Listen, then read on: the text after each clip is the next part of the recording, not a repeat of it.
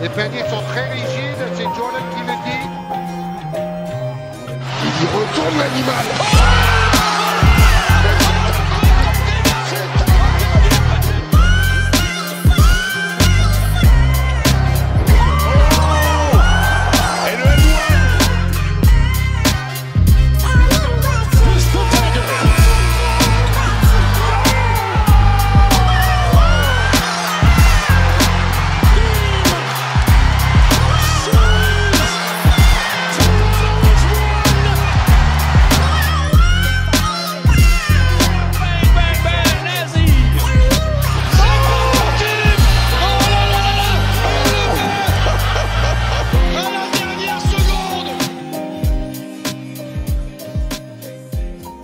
Bonjour à tous, très content de vous retrouver aujourd'hui pour une nouvelle vidéo et pour parler à nouveau d'une équipe NBA, cette fois d'une équipe de la conférence Est.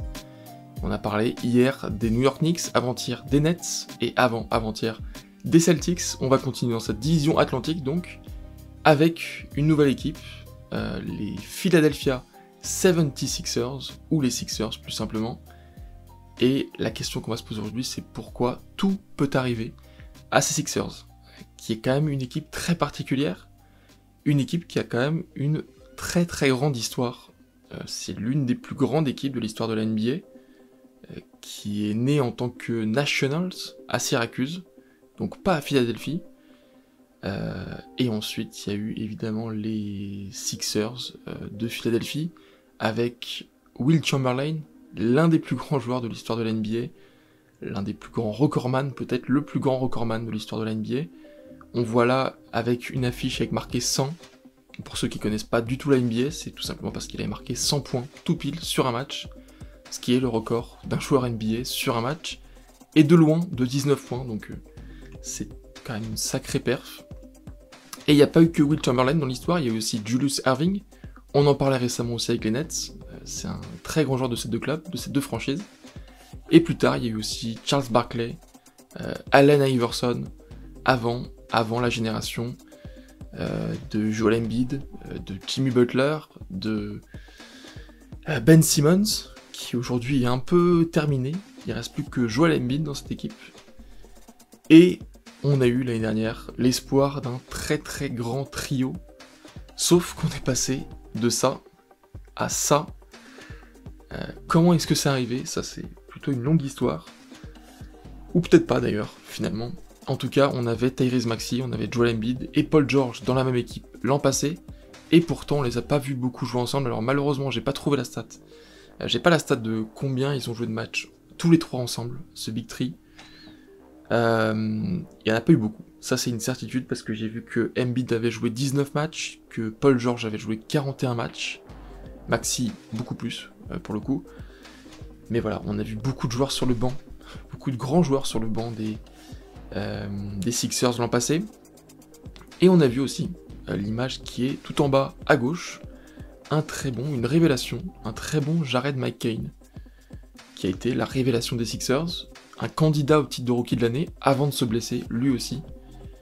Bref, une saison compliquée pour les Sixers niveau physique, 24 victoires, 58 défaites, 13e à l'Est, derrière les Nets de Brooklyn.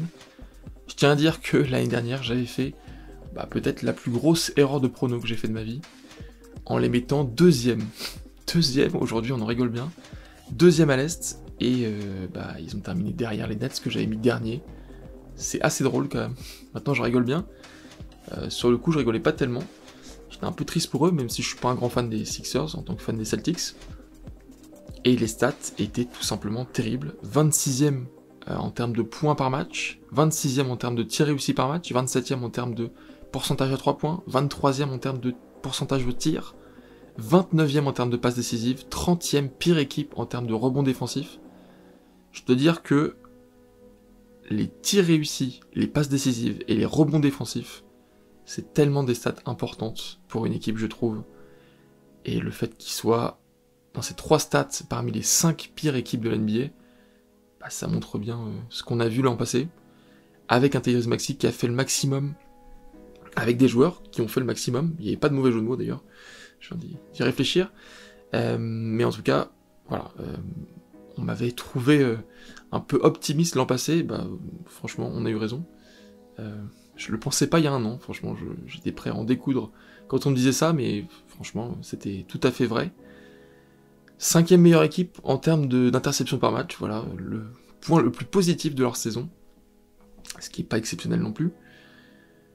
Bref, une équipe qui pour le coup n'a pas changé de coach, contrairement aux Knicks qui ont terminé 3e et qui ont fait finale de conf. Mais Nick Nurse, je pense que sa place pour le coup elle n'est pas à remettre en question, c'est assez logique qu'il reste. Le niveau physique de ses joueurs, s'il n'est pas au niveau, c'est pas de sa faute, il a fait son maximum lui de son côté. Et on a un 5 qui cette saison pourrait ressembler à ça. Et je dis bien pourrait, pour 2 raisons. D'abord parce que je suis pas très sûr du placement de Kelly Oubre en tant que poste 4, c'est pas du tout un poste 4, mais bon. Je vois pas qui pourrait être titulaire à sa place, et pour moi Kelly Oubre ça peut être un titulaire, comme Jarrett McCain, donc c'était l'un ou l'autre, mais j'ai mis les deux. Et je dis aussi pourrait parce que Joel Embiid c'est pas sûr qu'il joue beaucoup de matchs, sait-on jamais, on peut le voir aussi. Paul George c'est pareil, il a pas donné une grosse impression l'an passé. Alors dans une équipe qui jouait pas grand chose non plus, peut-être qu'il a pas mis le maximum cette saison, j'espère en voir plus parce que là ce serait une catastrophe. Et Tyrese Maxey, par contre, si les deux sont au rendez-vous, Tyrese Maxey, et ça va être un super trio, parce que Tyrese Maxey c'est un super joueur qui est très régulier pour le coup, et qui peut aussi faire des grosses perfs. C'est assez incroyable. Ils ont aussi drafté pas mal de joueurs. Alors Milicic, je crois qu'il n'était pas drafté, c'était un undrafted player. Par contre, ils ont eu le choix de draft numéro 3, si je dis pas de bêtises, oui, parce que le 4 c'était les Hornets. Donc le 3, avec Vijay Edgecombe, le joueur banaméen. Ça sera pas le seul en NBA. Il y a plus Buddy Hield dans l'équipe, mais il y a toujours un joueur banaméen donc. Il y a aussi Johnny Brom et donc Igor Milicic dont j'ai parlé. Il y aura toujours Eric Gordon, Kyle Lowry, André Drummond, les vieux pépères de l'équipe, et Adem Bona aussi qu'on a vu à l'Eurobasket, qui a fait de bonnes choses en finale et en demi-finale je crois aussi. Voilà. Et également Tyler Watford qui est arrivé donc. Bref, une équipe qui a de bons joueurs sur le papier. Franchement, ça peut faire de bonnes choses en NBA, mais malheureusement on n'a aucune garantie, donc voilà. C'est très compliqué de prédire ce que vont faire ces Sixers.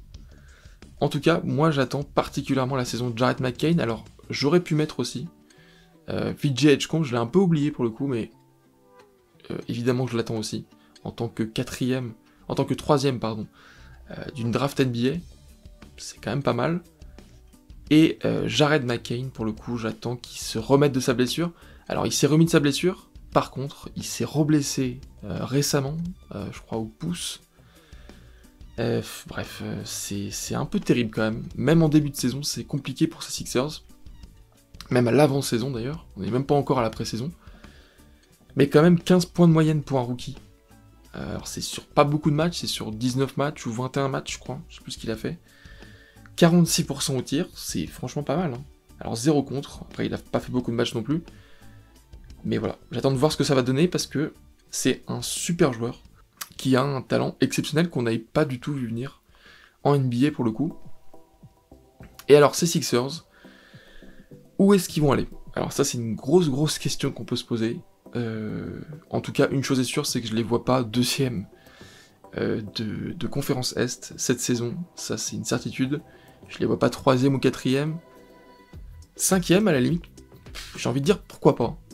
Ça serait peut-être une possibilité de se qualifier directement. Pour moi, s'ils se qualifient directement pour les playoffs, ça peut que être au 5e ou 6e place, grand maximum.